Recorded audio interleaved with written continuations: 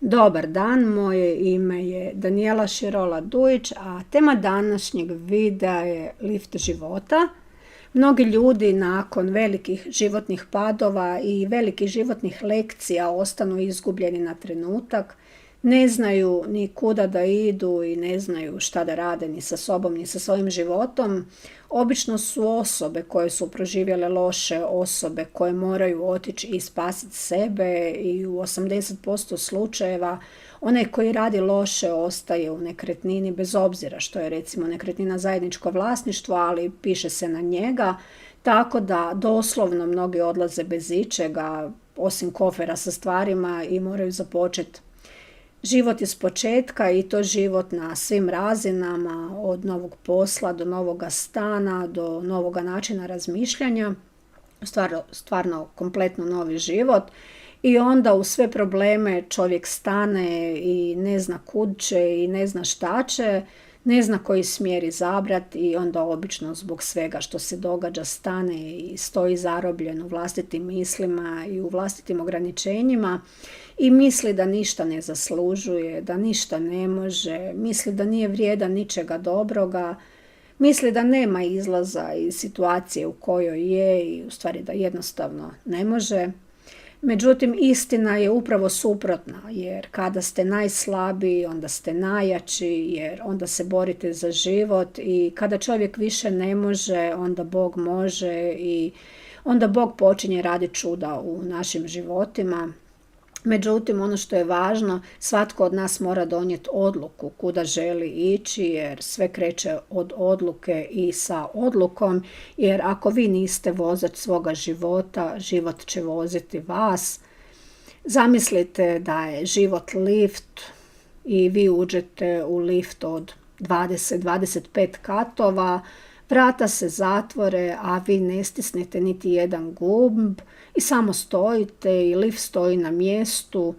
Vi postajete nervozni, postajete klaustrofobični, postajete ljuti, međutim lift i dalje stoji, a stoji jer mu niste rekli kuda idete, niste izabrali kat, niste stisnuli gumb, u stvari niste dali komandu. A isto je tako i sa životom. Morate znati kuda idete, morate izabrati kat na kojemu ćete izaći, morate donijeti odluku, morate odlučiti kojim smjerom i u kojem smjeru idete i kada i gdje izlazite. I onda, nakon nekog vremena, recimo u lift uđe neka osoba i ona izabere 5. kat i vi se s njom vozite do toga 5. kata, ona izađe, a vi dalje ostajete i čekate. Onda neka druga osoba pozove lift na recimo 10. kat, vi se vozite s njim, ali opet ne izlazite jer to nije vaš kat, vi niste izabrali kat, vi se samo vozite gore dolje i tako se možete vozati cijeli dan i ne izaći iz lifta, jer ako ne znate kuda idete, vozite se gdje vas drugi žele odvesti. Tako da ili ćete vi upravljati sa svojim životom ili će život upravljati sa vama ili ćete vi drugim ljudima dozvoliti da oni voze vas i da upravljaju vašim životom ili ćete vi izabrati kuda idete i sami voziti svoj život. I ono najvažnije, na kojem god katu da izađete, uvijek se možete vratiti i izabrati drugi kat. Princip je isti kao i sa vratima, otvore se i zatvore, uvijek možete izabrati druga vrata, tako da odluka je na vama i sve kreće od odluke da živite život koji vi želite i koji vi zaslužujete. Na taj način, kada drugi upravljaju sa liftom, vi idete samo gdje oni hoće, a oni znaju kuda idu. I mnogi ljudi kada se probude i postanu svjesni da sami ne upravljaju sa svojim životom, budu blago rečeno šokirani. Tako da morate postati svjesni da svatko živi svoj život i da svatko vuče vodu na svoj mlin i da na kraju se svatko pobrine za sebe i da vama ostaju mrvice, a isto tako lift vas može odvesti u podrum zgrade, a tamo nitko ne želi ići nakon svega. I upravo zbog toga što čovjek prepušta svoj život u ruke drugoga, često bude na mjestima gdje ne želi biti i doživljava stvari koje ne želi doživjeti. I zato birajte svoje katove, birajte svoje puteve, birajte život za sebe. A ako trenutno ne znate kuda idete i ako izgubljeno stojite, razmislite što želite, odvagnite sve, zapišite na papir za i protiv razloge, jer jedino vaša odluka može izabrati kuda idete. Vi ste ti koji morate izabrati. Kako sam bila prije rekla u videima o čekanju, nekada čekamo jer Bog tako hoće, ali opet na kraju smo mi ti koji moramo donijeti odluku i izabrati smjer našega života. Mi smo ti koji se moramo pokrenuti, jer ako samo sjedite i čekate, ništa se ne događa, a nervoza u vama raste i raste, ili suprotno potonete u svojim mislima, jer čekate promjene, a njih nema, a nema ih dok se vi ne pokrenete i ne napravite nešto. Tako da odlučite što želite i onda kada odlučite kuda želite ići, stisnite gumb svoga kata i vrata na tome katu će se otvoriti. Jer ako vas drugi budu vozali, možete se tako vozati cijeli život i nikada ne izaći iz lifta i vidjeti i osjetiti što je vaš život i kako je to kada sami upravljate sa svojim životom. Tako da odluka mijenja sve, a odluku o svome životu jedino vi donosite i nitko je ne može donijeti umjesto vas.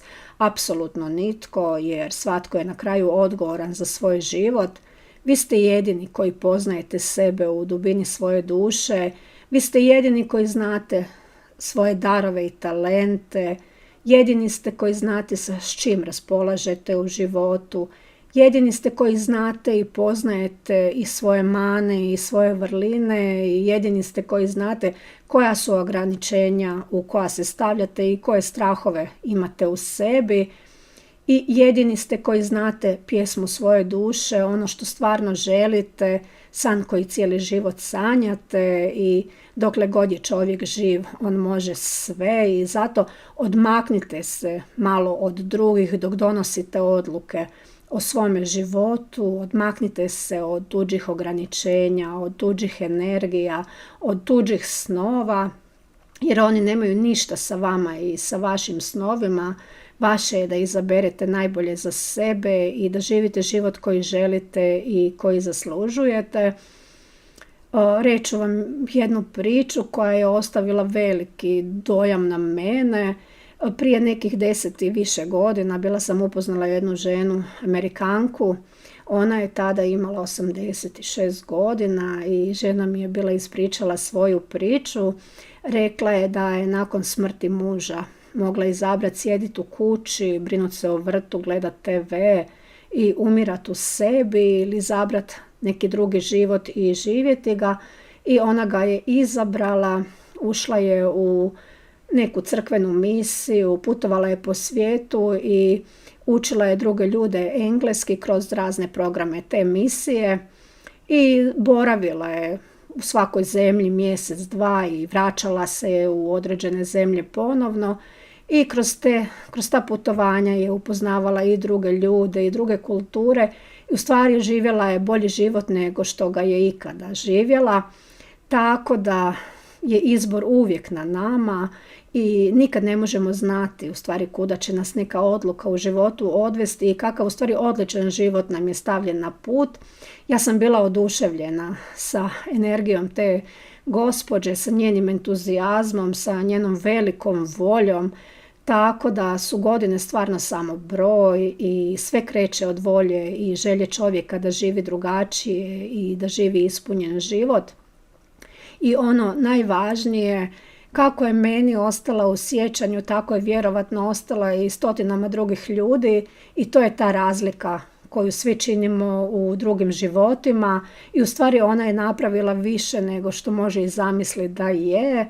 Tako da za mene je njena poruka da bez obzira u kojima ste godinama možete sve što želite jer ograničenje je jedino u nama i u našim strahovima i dok ste živi možete sve. Tako da ako nešto stvarno želite onda napravite to. Uvijek možete odustati, uvijek možete promijeniti smjer, ali ako ne pokušate nikada ne znate kako vaš život može biti dobar i u stvari koliki utjecaj možete ostaviti na druge samo s tim što postojite i što dijelite svoje iskustva i što pomažete, jer svi smo mi povezani i svi činimo razliku. Tako da je odluka u vezi vašeg života samo na vama. Živite svoj život onako kako vi želite, ostvarujte svoje snove, napravite nešto za sebe, tako da budete ponosni na sebe i zadovoljni s tim i kada se jednom osvrnete na prošlost, da sami sebi kažete ponosan sam na sebe što nikada nisam odustao i što sam krenuo dalje kada su svi očekivali da ću ostati ležati na putu.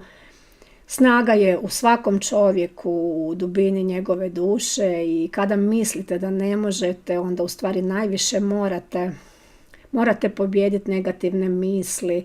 U stvari morate pobijediti sebe u sebi i roditi se odozgora kroz Boga, kroz vjeru, kroz pozitivu, kroz svjetlost i ono najvažnije, morate misliti pozitivno, uvijek morate misliti pozitivno.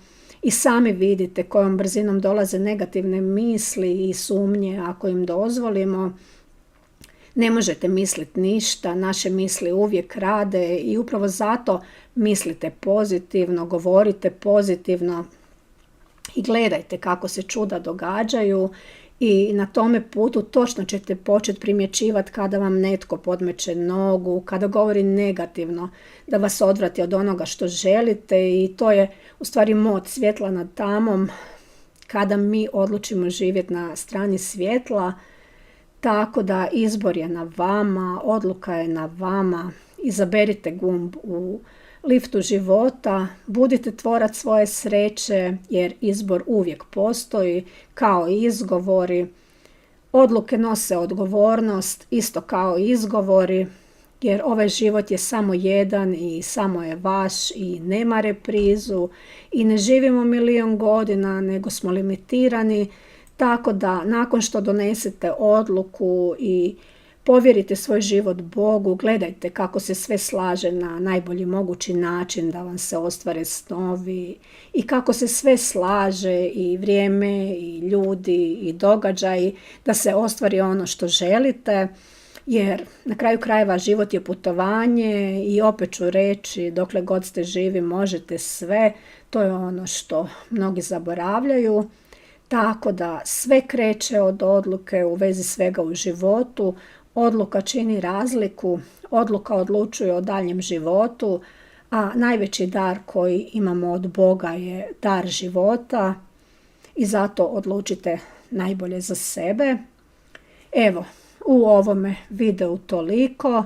Do sljedećeg videa srdačan pozdrav!